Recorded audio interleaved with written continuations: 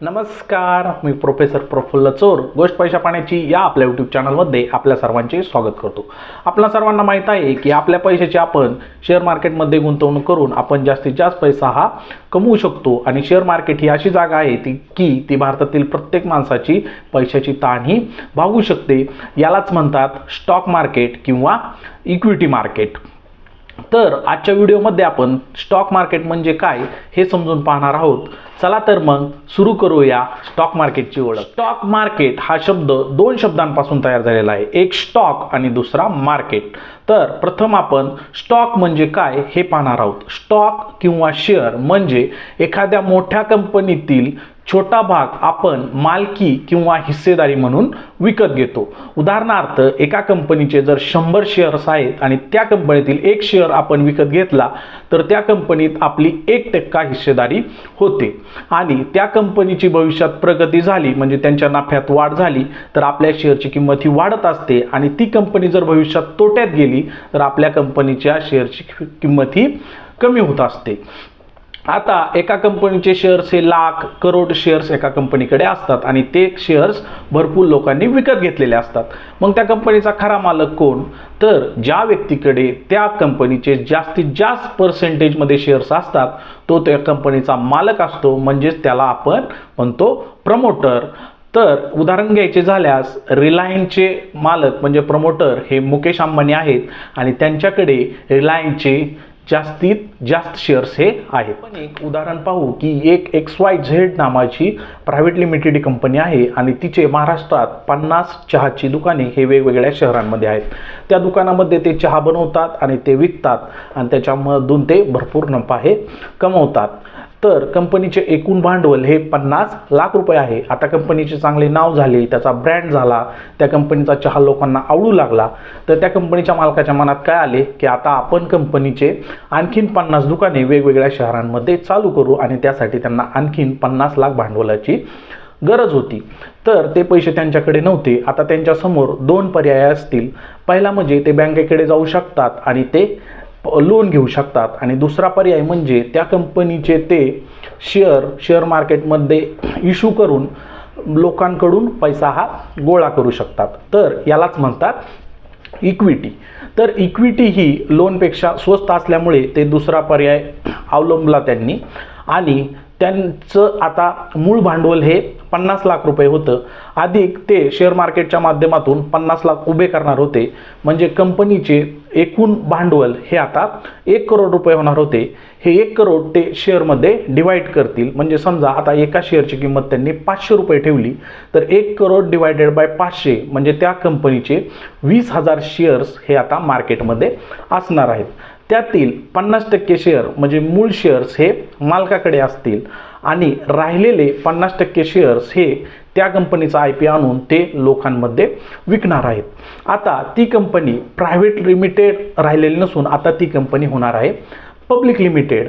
आणि जे शेअर्स ते लोकांमध्ये विकणार आहेत त्यामध्ये 3 कॅटेगरी पडतात. एक रिटेल, दुसरं DII आणि तिसरं FII. तर रिटेल म्हणजे कोण? तर तुमच्या आमच्यासारखे लोक, ज्या लोकांकडे त्या कंपनीचे 5-10 शेअर्स असणार आहेत. दुसरं असतं DII म्हणजे डोमेस्टिक इन्स्टिट्यूशनल इन्व्हेस्टर. तर आपल्या देशात वेगवेगळे संस्थात्मक गुंतवणूकदार आहेत, म्हणजे म्युच्युअल फंड्स, त्यानंतर पेन्शन फंड्स, त्यानंतर आपल्या इन्शुरन्स कंपन्या. या कंपन्या त्या कंपनीचे मोठ्या प्रमाणात शेअर्स हे विकत घेतात आणि त्यांना म्हणतात DII. आणि तिसरं असतं FII. FII म्हणजे फॉरेन इन्स्टिट्यूशनल इन्व्हेस्टर. म्हणजे बाहेरच्या देशातील संस्थात्मक गुंतवणूकदार आपल्या देशातील कंपन्यांचे शेअर्स विकत घेतात आणि त्यांना म्हणतात FII. तर आपण रिलायन्स इंडस्ट्रीचे शेअर होल्डिंग पॅटर्न हे पाहणार आहोत. तर रिलायन्स इंडस्ट्रीचे 48.9% शेअर्स हे मुकेश अंबानीकडे आहेत आणि ते कंपनीचे प्रमोटर आहेत. त्यानंतर कंपनीचे 37.1% शेअर्स हे इन्स्टिट्यूशनल इन्व्हेस्टर म्हणजे FII आणि DII कडे आहेत. आणि राहिलेले 14% शेअर्स हे रिटेल म्हणजे आपल्या सारख्या लोकांकडे हे आहेत. तर हे कंपनीचे टोटल शेअर होल्डिंग आहे. तर आता आपल्याला शेअर म्हणजे काय हे व्यवस्थित समजलेले आहे. तर शेअर मार्केट म्हणजे काय हे आता आपण पुढच्या भागात पाहणार आहोत. शेअर म्हणजे काय हे आता आपल्याला व्यवस्थित समजलेले आहे. आता आपण स्टॉक मार्केट म्हणजे काय हे पाहणार आहोत. तर मार्केट म्हणजे अशी जागा ज्या ठिकाणी वस्तूची खरेदी आणि विक्री होऊ शकते. उदाहरणार्थ आपल्याला भाजी मार्केट किंवा भाजी मंडई सर्वांना माहीत आहे, या ठिकाणी भाजीची खरेदी आणि विक्री होते. तर भाजी मार्केटमध्ये एक असतो विक्रेता म्हणजे भाजीवाला आणि एक असतो ग्राहक जो भाजी खरेदी करण्यासाठी आलेला असतो. आता ह्या दोघांमधील जास्तीत जास्त व्यवहार हा ऑनलाईन होतो. तर ऑनलाईन व्यवहारासाठी विक्रेत्याकडे आणि ग्राहकाकडे दोघांचे सेविंग अकाउंट असणार आहे आणि त्या सेविंग अकाउंटमधून व्यवहार होण्यासाठी त्यांना एक ऑनलाईन प्लॅटफॉर्म लागणार आहे. तो गुगल पे, फोनपे, पेटीएम कुठला पण असू शकतो. उदाहरणार्थ आपण या दोघांचे सेविंग अकाउंट गुगल पेला लिंक आहे आणि त्याच्याद्वारे त्या दोघांचा व्यवहार होणार आहे. आता विक्रेत्याकडे त्याच्या हातगाडीवर वेगवेगळ्या भाज्या, कांदे, बटाटे, टोमॅटो हे असणार आहे आणि ग्राहकाकडे ते भाज्या घेऊन जाण्यासाठी आणलेली एक मोकळी कापडी पिशवी ही असणार आहे. आता या दोघांमधील व्यवहार व्हायचा म्हणलं की बार्गेनिंग हे आपल्याकडे असते. तर बार्गेनिंगमध्ये उदाहरणार्थ विक्रेत्याने 1 किलो कांद्याचा रेट 60 रुपये लावला आहे, तर ग्राहक काय म्हणणार की मला 100 रुपयाला 2 किलो कांदे द्या. त्यानंतर जर विक्रेत्याला ती गोष्ट परवडत असली तर तो त्यासाठी रेडी असेल. त्यानंतर या दोघांमधील व्यवहार हा होणार आहे.